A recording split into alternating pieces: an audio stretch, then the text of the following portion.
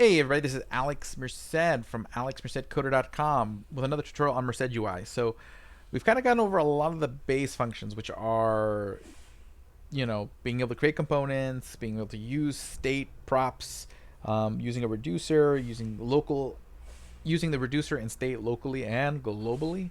So that's all very cool.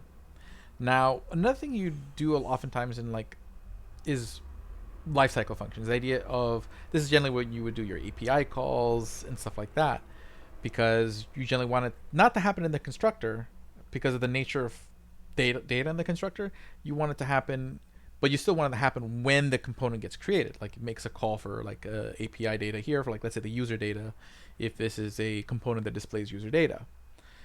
So how would you do that? There's two ways of doing it. Okay. Now, in this case, this is one of the few times where now I can't just use the same piece over again. This is where you're going to start seeing really see the difference between defining it via the quick component function versus just using the extend Merced element. So this has to do with the way the web component API is built in JavaScript. So again, this is something that's built in the JavaScript, not something that I built. But basically, when you're creating an element in JavaScript, if you want something to happen when the component gets mounted, you're going to have this method you have to put into your class definition. Connected callback is the name of the function. That's just what you have to call it. Whatever's in this function will happen when the thing starts. Okay? So I'm just going to console log the element. That's all I'm going to do. Console.log this. Okay, save. Okay, cool. That works. Let's give it a shot. So if I refresh, okay, there's the console log. See, console log the component there on line 29. Okay, the test2 component, because that's the one that has that happens on when it's mounted. So you can put there, you would put your API calls, you can update your state once the data comes in, do all that fun stuff. Well, how about here? How would I do it here? Here you have to do it a little bit different, okay? I made it possible, but it does require a slightly different way of doing it. So you actually define a function called I would call it like whatever you want, but I'll do const test connected. And test connected is going to equal, and basically what happens is the way this function works is that it gets called within the connected callback. And what I do is I do pass in the element to it. So the element gets passed in as an argument. So you can do everything in there, and you just use whatever you would just use element as your way to access the actual element itself, change its state, and all this stuff. So I end up in the same place, console.log element. So I just won't be using this keyword when I refer to the element here as I would if I were doing the class. Okay, but it ends up being the same thing. So let's see here. Let's refresh. Oh wait, I never passed it in. Okay, so there I made the function, but I actually passed it into the component. So that's the argument that comes after the reducer. So test connected. They always got to be in that order. Okay, so it's name, builder, state, reducer. Think of it as on mount, test connected. Okay, save. Okay, so that's formatting a little bit differently now because we got so many arguments. But if I refresh, and now you see both console logs there. Okay, so the only difference is that in here, if I were to change the state in here, I would do like this dot set state once like the API call finishes. Here I would do element dot set state once the API call finishes.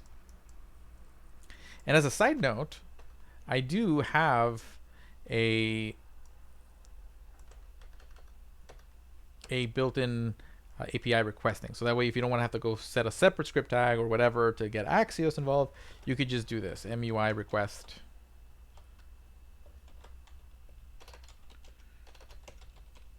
Then you would just put in your, basically this literally works like the fetch API. So if you've used fetch or Axios, what you put in here is exactly the same thing, the URL and the little object that says if it's a get or a method, whatnot, and then you can just chain off of that. Then the only difference is that you don't have, unlike fetch, you don't have to take that second step where you have to turn it into JSON. So basically, you would automatically be able to just take your response and then go set state and be like element dot set state, and then you'd be like data response or whatever. Okay, so that you can do. Okay, that's in the library. It's in the documentation, just so you're aware that exists. Not one of the key pieces to all of this, but it's there. Okay, so that's how you would do. What if you wanted to do something when the component gets removed? That would be a same thing. I would just do like const disconnected, and then that would be the last argument you can pass in. So when you do the function, you would just pass in one more argument after test connected, and you can do that. Here, you would just use the normal way of doing it for web components. So you would just do disconnected callback, and then you just put in here whatever you want to happen when the component gets mounted. Okay, and at that point, this is going forward, the two ways divert. Quick component basically allows you to do whatever you can with your component within these 5 pieces, okay, which you can do a lot.